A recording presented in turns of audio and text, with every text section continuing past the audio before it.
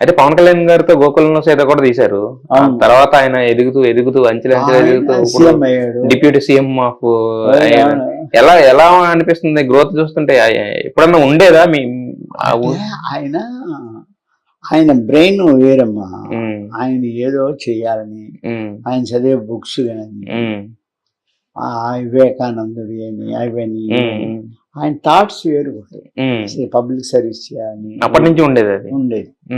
అంటే అతను మనస్తత్వం వేరు, సాఫ్ట్, ఊరికి మాట్లాడడం. పాపం వచ్చినప్పుడు ఉపన్యాసాలు ఇవ్వడం ఇప్పుడు చూసాం. అప్పుడు అసలు అన్ని రోజులు నేను చేసినప్పుడు ఎప్పుడో సరదాగా నవ్వుకుంటూ మాట్లాడుకుంటూ దానికి కూడా తక్కువ అనమాట. అమ్మాయిని గట్టిగా పట్టుకు హక్ చేసుకోమంటే వదిలేండి.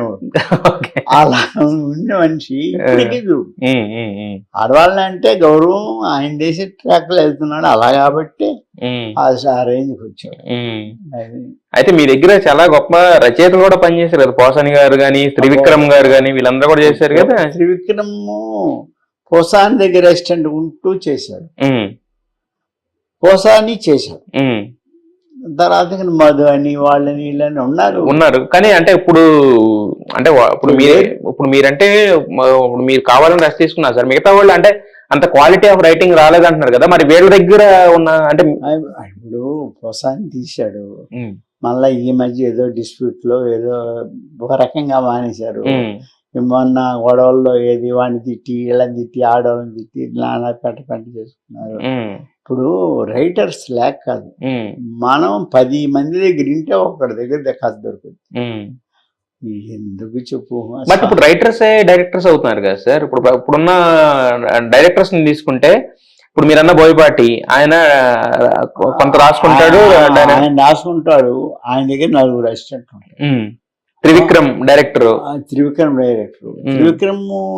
డైరెక్టర్ అయినా త్రివిక్రమ్ అంతకు ముందు పోసాన్ దగ్గర గారు చేసింది.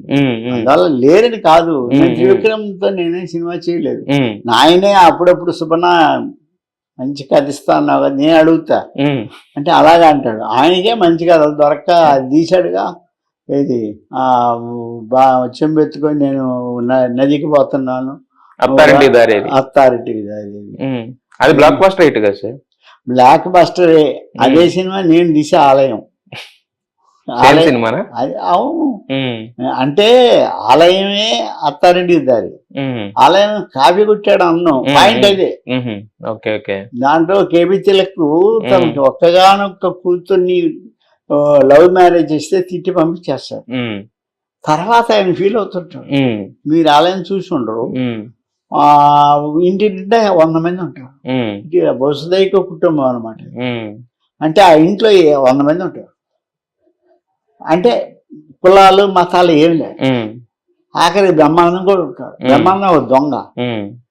వాళ్ళని బ్రహ్మానందం వాడు పోతుంటే ఆ కేబితలు కడతాడు పెద్ద ఆయన. ఎవడరా ఎవరు కొడుకురా అంటాడు. నేను దొంగని సార్ అంటాడు. దొంగ మేము ఎడికెళ్ళి కూర్చోవారంటే సార్ నేను దొంగతనం చేయాలని వచ్చాను సార్.